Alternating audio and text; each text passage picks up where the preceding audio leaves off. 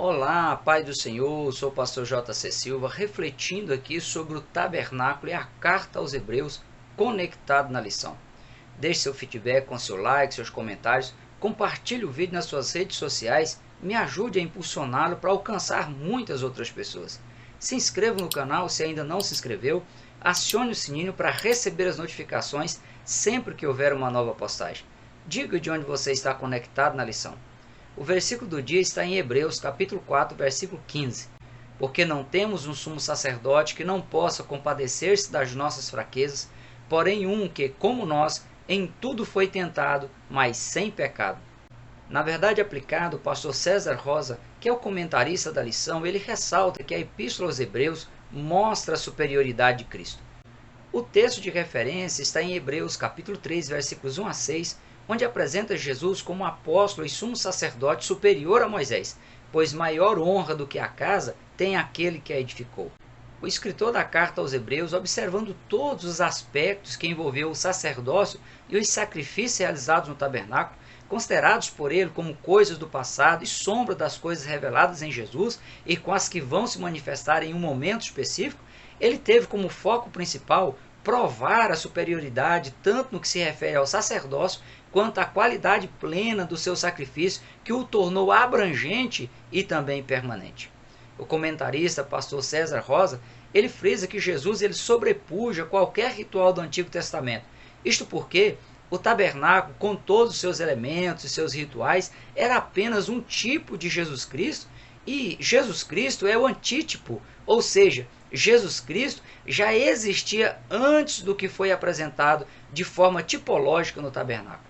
A tipologia é uma área que estuda as figuras e os símbolos bíblicos que foram utilizados por Deus para revelar a Jesus de uma forma indireta à humanidade e que posteriormente Deus revelou de forma direta com a humanização de Jesus Cristo. Uma sombra, como expressa o escritor aos Hebreus, dá apenas uma noção vaga do que é real e é representado por meio da figura simbólica. Como todas as coisas se originaram em Cristo e todos os elementos do tabernáculo e dos rituais realizados nele o representavam, Jesus Cristo é de forma perfeita e eterna o que o representou no Antigo Testamento de forma imperfeita, transitória e repetitiva. Os fundamentos da tipologia estão arraigados na história, tendo assim uma preocupação com o sentido literal da realidade histórica que pode constituir de pessoas, eventos ou de instituições. O Novo Testamento, onde consta que o plano de redenção da humanidade foi consolidado e concretizado na pessoa de Jesus, mostra uma forte correspondência histórica entre os tipos apresentados no Antigo Testamento e o antítipo, que apesar de só aparecer de forma explícita apenas no Novo Testamento, já existia desde a eternidade, antes de os tipos serem apresentados no Antigo Testamento. Em seus comentários, o pastor César Rosa, ele ressalta que o tipo é o objeto de uma verdade que deve ser assimilada ou uma lição que deve ser extraída, enquanto que o antítipo, a quem o tipo representa de forma pálida como uma sombra, é a figura verdadeira, ou seja, é o cumprimento pleno do que foi predito de forma tipológica. O tabernáculo, por exemplo, apesar de ter sido algo glorioso e que estimulava as pessoas a buscarem o perdão divino e a viver uma vida em santidade, separada para Deus, é pequeno e insignificante se comparado com a glória de Deus manifestada à humanidade na pessoa de Jesus Cristo de forma permanente, sem a necessidade de repetição, como foram os rituais e os sacrifícios realizados repetidas vezes no tabernáculo. Dentro do ponto de vista apresentado pelo escritor da carta aos Hebreus, todo o Antigo Testamento se cumpriu em Jesus, selando a conexão do tipo apresentado no tabernáculo e o antítipo que é Jesus.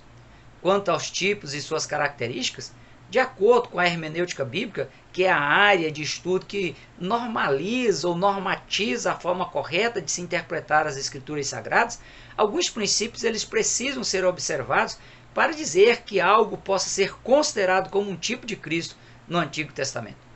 Primeiro, por se tratar aí da tipologia bíblica, é de vital importância que a aplicação da interpretação ela esteja completamente de acordo com o contexto geral das Escrituras.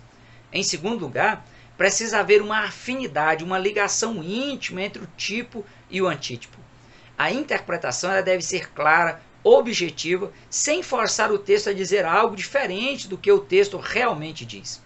Por exemplo, o cordeiro, para ser sacrificado no tabernáculo em substituição ao pecador arrependido, ele precisava ser sem defeito e sem mancha em sua pele. A exemplo de Jesus, que viveu como um ser humano comum, mas viveu de forma perfeita, irrepreensível e sem cometer nenhum delito diante de Deus. Como se percebe, a conexão ela é perfeita entre o tipo representado pelo cordeiro sacrificado no tabernáculo e o antítipo, que é Jesus Cristo, que foi sacrificado na cruz do Calvário.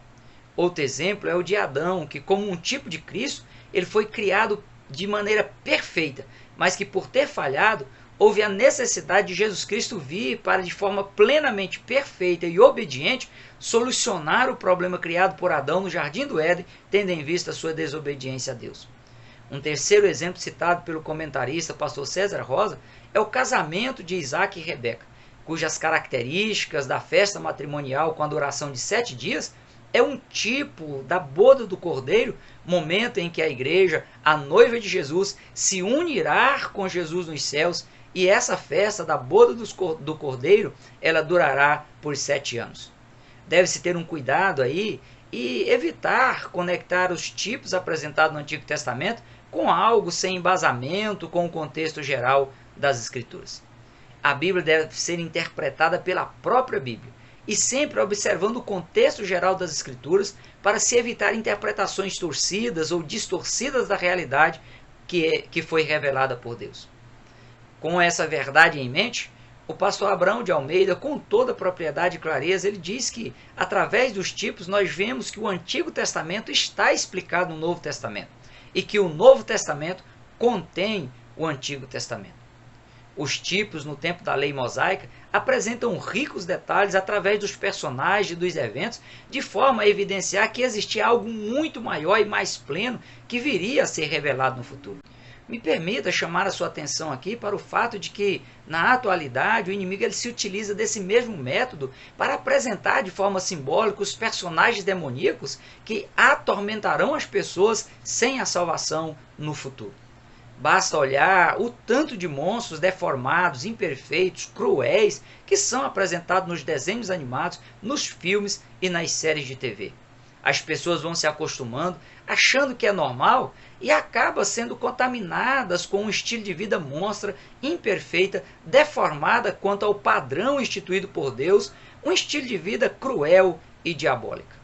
Assim como ocorreu com a nação de Israel, que viveu em condições adversas, e Deus revelou verdades profundas que devem ser extraídas e compreendidas para se fazer a vontade de Deus, os cristãos da atualidade devem estar atentos, pois o que o inimigo mais quer é que eles se amoldem aos padrões do sistema mundano revelados pelo inimigo nos seus tipos inseridos nos desenhos animados, nos filmes e nos seriados.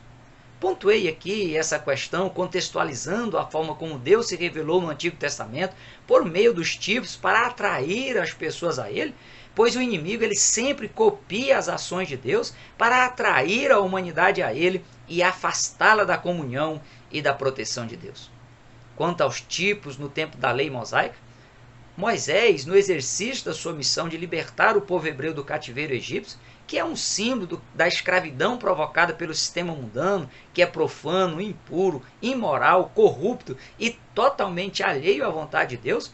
Moisés ele foi um personagem que Deus levantou como um tipo de Jesus Cristo, o único que é capaz de libertar a alma das algemas do pecado em todos os aspectos.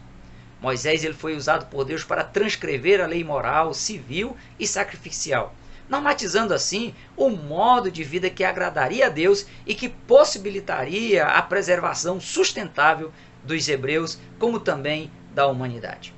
Jesus Cristo é a consumação de tudo o que Moisés apresentou de forma simbólica na lei mosaica, bem como em todas as instruções divinas contidas no Pentateuco, composto pelos 5 primeiros livros da Bíblia. Assim como Moisés no Monte Sinai, Jesus ele teve recluso por 40 dias antes de dar start em seu ministério terreno. Moisés fez a mediação entre o povo hebreu e Deus para que o povo não fosse destruído, chegando ao ponto de colocar em risco a sua própria salvação, pois caso Deus deixasse de perdoar o povo e os destruísse, Moisés disse que preferiria ter o seu nome riscado do livro de Deus.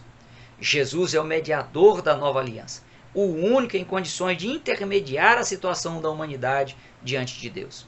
Em 1 Timóteo, capítulo 2, versículo 5, Paulo diz: há um só Deus e um só mediador entre Deus e os homens, Jesus Cristo, o homem. Em 1 João, capítulo 2, versículos 1 e 2, João afirma: meus filhinhos, estas coisas vos escrevo para que não pequeis. E se alguém pecar, temos um advogado para com o Pai, Jesus Cristo, o justo, e ele é a propiciação pelos nossos pecados, e não somente pelos nossos, mas também pelos de todo o mundo.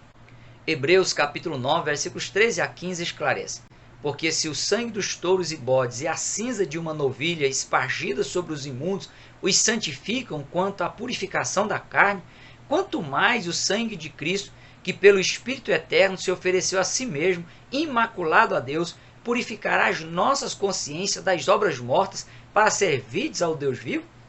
E por isso é mediador de um novo testamento, para que, intervindo a morte para a remissão das transgressões que havia debaixo do primeiro testamento, os chamados recebam a promessa da herança eterna. Para ilustrar a superioridade de Jesus na ação de mediador, o pastor César Rosa, nos seus comentários, ele pondera que enquanto Moisés, mesmo sendo responsável por interceder pelo povo diante de Deus, Moisés mandou matar 3.000 homens que fizeram um bezerro de ouro no pé do Monte Sinai, na inauguração da lei mosaica. Jesus, na inauguração da igreja cristã, no início da dispensação da graça ou da dispensação da nova aliança, no dia de Pentecostes, salvou quase 3.000 almas. Toda aquela estrutura móvel montada no deserto representava a presença de Deus literalmente no meio do povo. Era onde as pessoas se reuniam para honrar a Deus, oferecer a Ele o culto por meio de ofertas e dos sacrifícios apresentados de forma individual ou coletiva. Também era onde Deus se manifestava de forma sobrenatural e abençoava o povo com o perdão, com a proteção e com as provisões em meio à jornada no deserto rumo à terra Canaã, a terra prometida. A igreja, por sua vez, ela foi instituída por Deus na terra como símbolo da presença de Deus no meio da sociedade. É por meio da igreja que Deus se revela na atualidade, interage e abençoa a humanidade por meio das famílias que se reúnem para prestar culto a Ele nas igrejas. No tabernáculo, os hebreus eles foram ensinados a adorar o único Deus que é Senhor soberano no universo. Passaram a cativar e a cultivar uma vida devocional prática e buscavam a viver em santidade diante de Deus. Da mesma forma, a igreja ela deve proporcionar um ambiente de adoração e louvor que conduza as pessoas que a frequentam a viver em novidade de vida, em santidade, em comunhão umas com as outras, para experimentarem o perdão divino e os milagres sobrenaturais de Deus em suas vidas.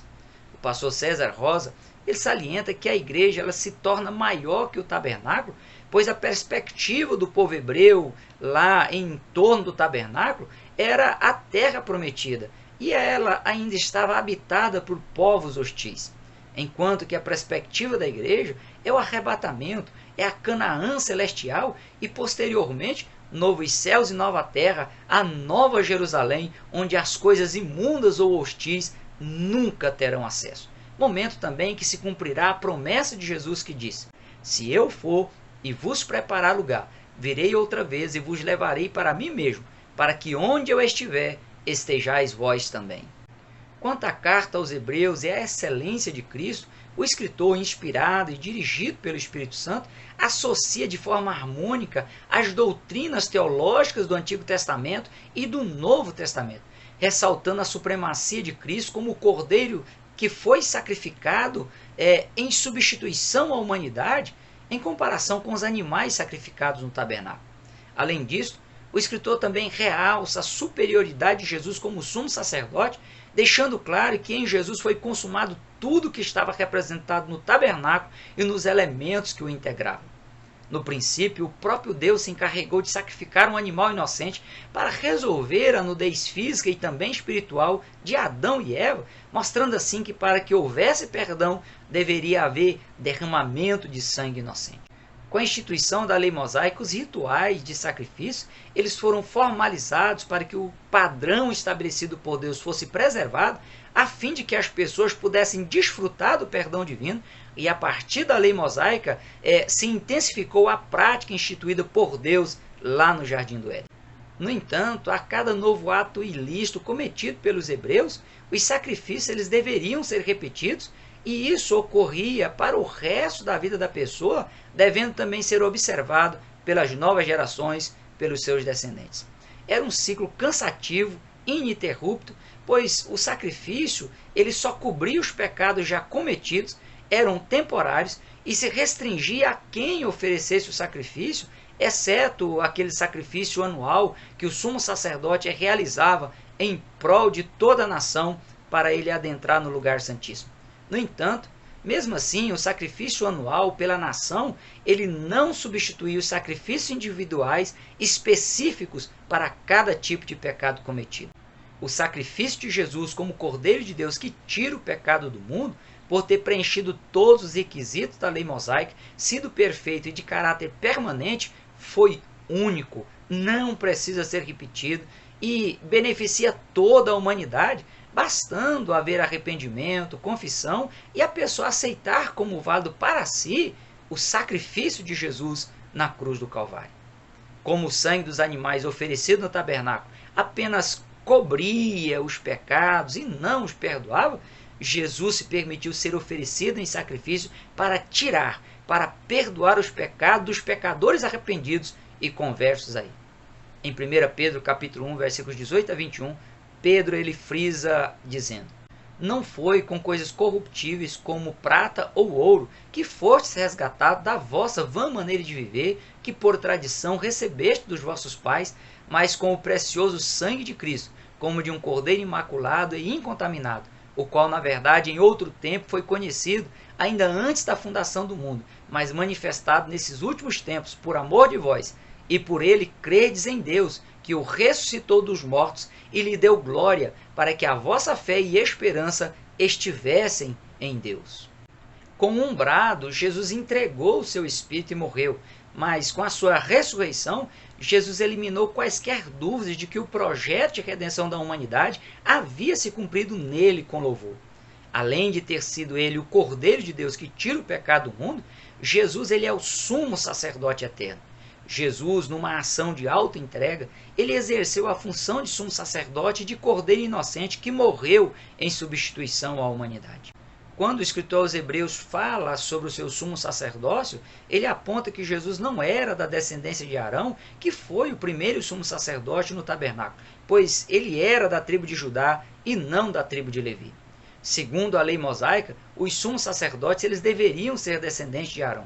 No entanto, Jesus como sumo sacerdote, ele foi mencionado como sendo da ordem de Melquisedeque, o primeiro sumo sacerdote mencionado na Bíblia, e que, por não constar registro de sua genealogia e por ele ter sido rei de Salém, tradicionalmente identificado como Jerusalém, Melquisedeque é tido na Bíblia como sendo uma representação do próprio Deus. Por ser perfeito e eterno como sumo sacerdote, Jesus é o único habilitado a interceder por toda a humanidade diante de Deus em quaisquer lugares, circunstâncias ou épocas. O fato de Jesus, como um ser humano comum, ter vivido sem cometer um único pecado, o coloca em posição de superioridade aos sumos sacerdotes do Antigo Testamento, que eles foram falhos e tiveram que oferecer sacrifícios em prol de suas próprias vidas para terem os seus pecados cobertos.